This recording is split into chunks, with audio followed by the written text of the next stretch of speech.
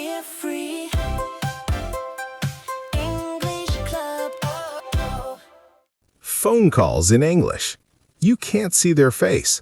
They talk fast, and suddenly, your brain stops. Today, you'll learn exactly what to say when you don't understand on the phone. One simple line. Sorry, could you repeat that? Welcome to Fear Free English Club. I'm Rachel. And I'm Ben. And Rachel, I have to tell you about something that happened to me last week. Oh no, I know that voice. What happened? Okay. So I had to call my bank. Just a simple question about my account. And the person answered and they said something. I don't even know what. They talked so fast. And I froze. My brain completely stopped. What did you do? I said nothing for like 5 seconds, just silence. And then I panicked and said, yes? I said yes. I don't even know what I said yes to. Oh, Ben. And then they asked another question, and I couldn't understand that one either. So I just hung up. I hung up the phone on my own bank. You know what? That is so normal. So many English learners tell me the exact same thing. Phone calls are hard. You can't see the person's face, you can't see their lips moving, there's no body language, and people talk fast on the phone. It's terrifying, and I felt so stupid after. You're not stupid. Your brain just needed a tool, and that's exactly what we're going to give you today. Ben, can I tell you something? Phone calls are difficult for almost everyone. Even native speakers sometimes say, "Wait, what?" on the phone. Really? Really? The problem isn't your English. The problem is you don't have a plan. When you don't understand, your brain panics because it doesn't know what to say. But if you have a simple phrase ready, you can relax. So I just need a phrase? Yes, one phrase can save you. And here's the thing, Ben. Asking someone to repeat is polite. It's normal. It shows you're listening. It shows you care about understanding them correctly. I always think they'll be annoyed. They won't. People repeat things all the time. It's part of normal conversation. And today, we're going to practice exactly what to say. So next time, you won't freeze. You'll know what to do. Okay, here's your toolkit for today. 3 lines. That's all you need. Just 3? Just 3. Number 1, your time buyer line. This gives you 2 or 3 seconds to think. Say, let me see. Let me see. Okay. Number 2, your rescue line. Use this when you don't understand. Say, sorry, could you repeat that? Sorry, could you repeat that? That's the big one, right? That's the big one. And number 3, your natural reply line. This keeps the conversation going. Say, got it, thanks for explaining. Got it. Thanks for explaining. I like that. 3 lines. Time buyer, rescue, natural reply. Write them down. And hey, if this is helping you, follow the podcast so you don't miss the next episode. It really helps us out. Okay, let's see these phrases in action. Let's practice. I'm going to be the receptionist at a doctor's office. You're calling to make an appointment. Ready? Okay. I'm nervous already.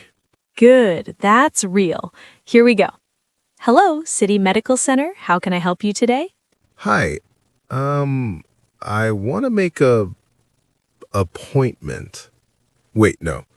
An appointment. I want to make an appointment. Good catch. An appointment. The word appointment starts with a vowel sound, so we say an. Keep going. I want to make an appointment to see the doctor. Sure. We have availability on Thursday at 2:45 or Friday at 9:15. Which works better for you? Sorry, you said Thursday at what time? Perfect. You just asked for clarification. That was natural. Thursday at 2:45. 2:45. Okay. Thursday is good. Great. Can I get your date of birth and insurance information? Sorry, could you repeat that? Yes, there it is. Sorry, could you repeat that?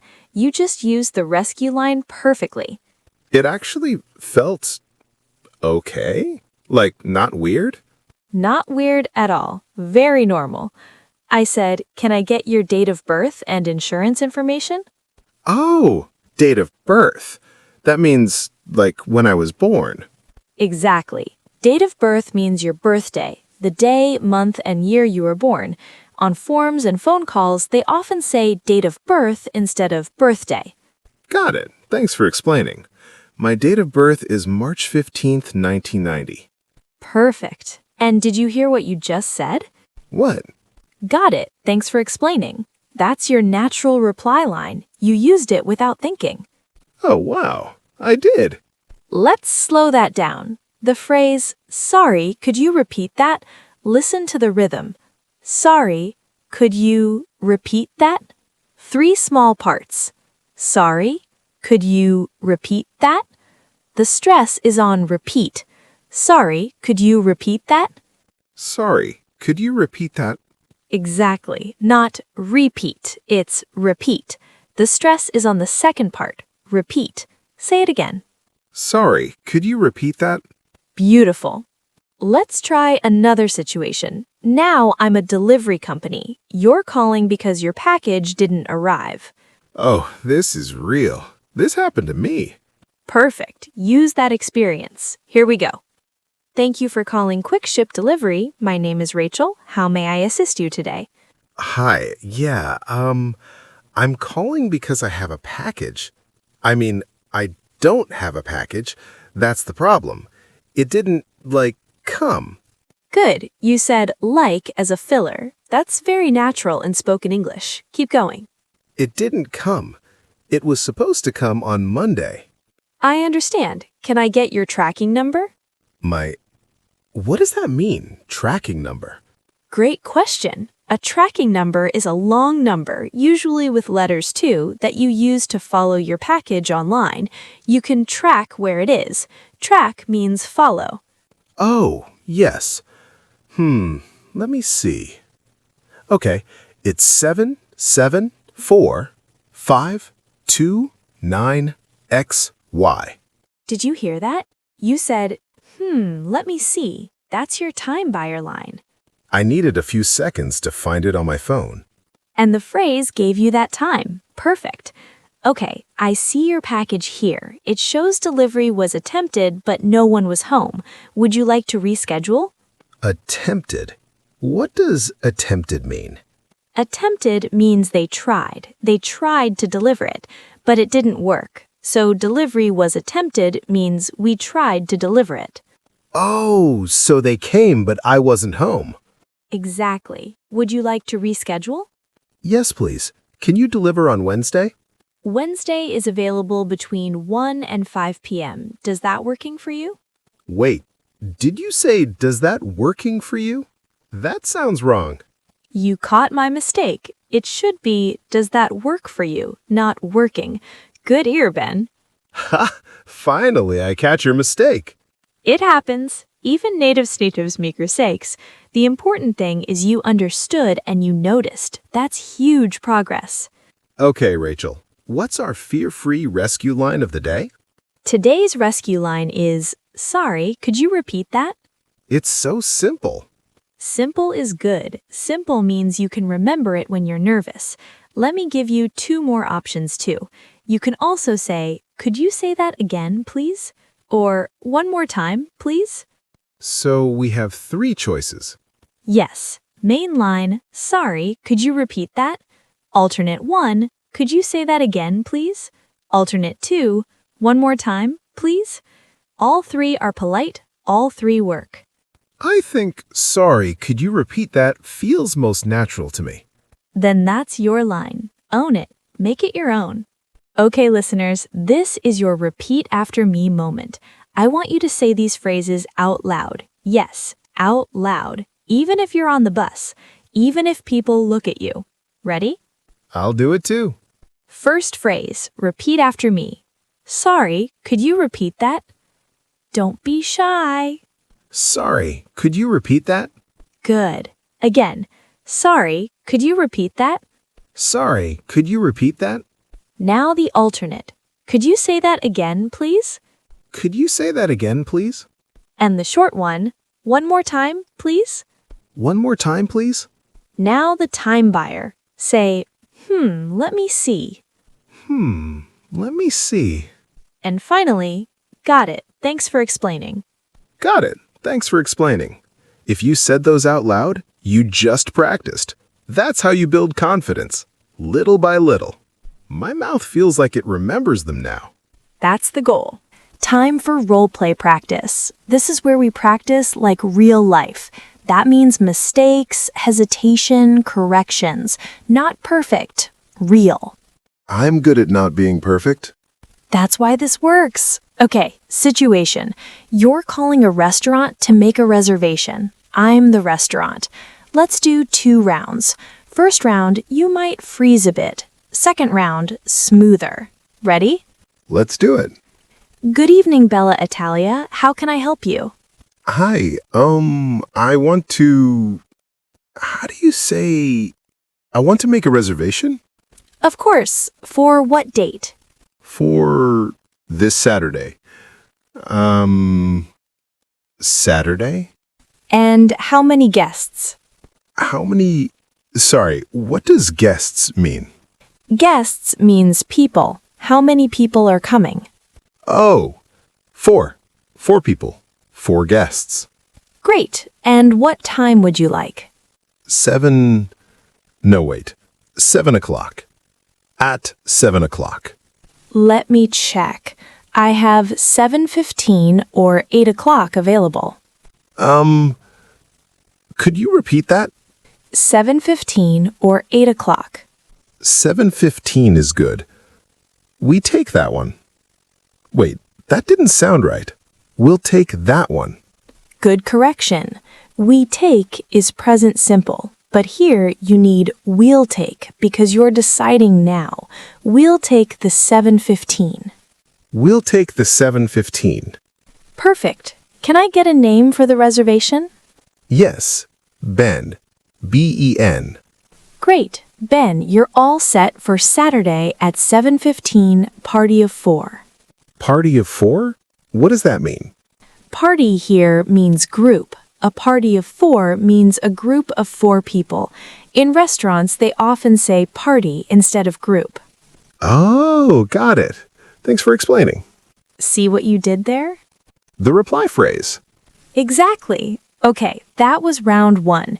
You froze a few times, you asked for clarification, you made a mistake and fixed it. That's real conversation. It felt messy. Messy is fine. Messy works. Communication happened. Now let's do round 2.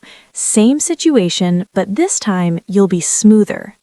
Good evening, Bella Italia. How can I help you? Hi, I'd like to make a reservation for Saturday, please. Certainly. How many guests? 4 people. And what time? Around 7, if possible. Let me see. I have 7:15 or 8 o'clock. 7:15 works. We'll take that. Perfect. Name for the reservation? Ben. That's B-E-N. You're all set. Saturday, 7:15, party of 4. Great. Thank you so much. Thank you. See you Saturday. Wow.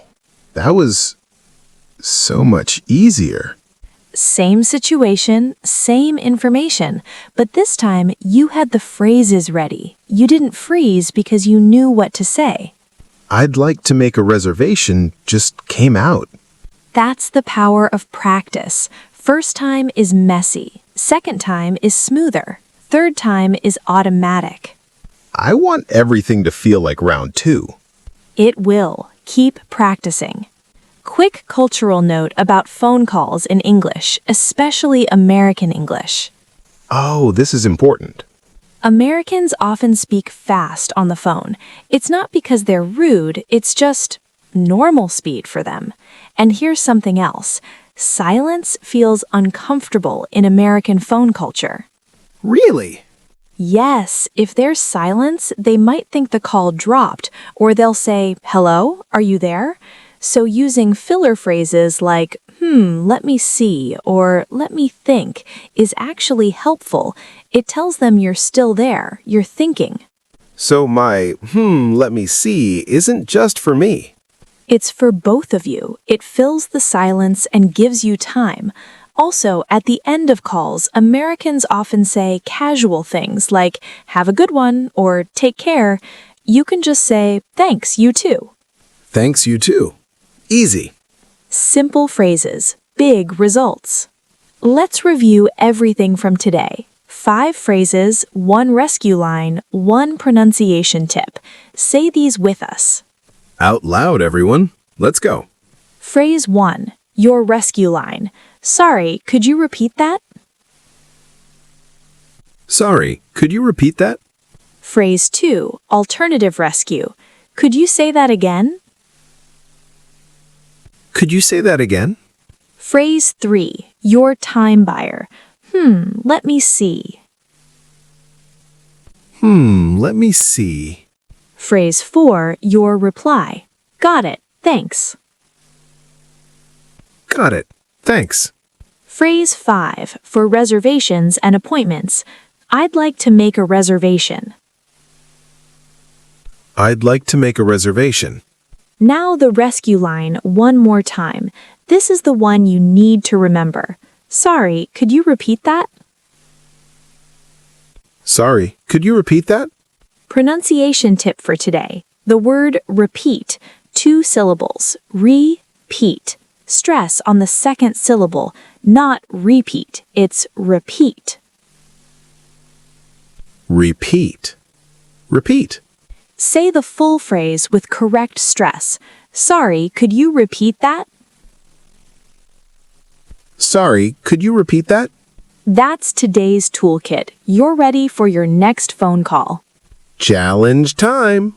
This week's Fear-Free Challenge. We want you to write in the comments 1 sentence you need to say on a phone call in English.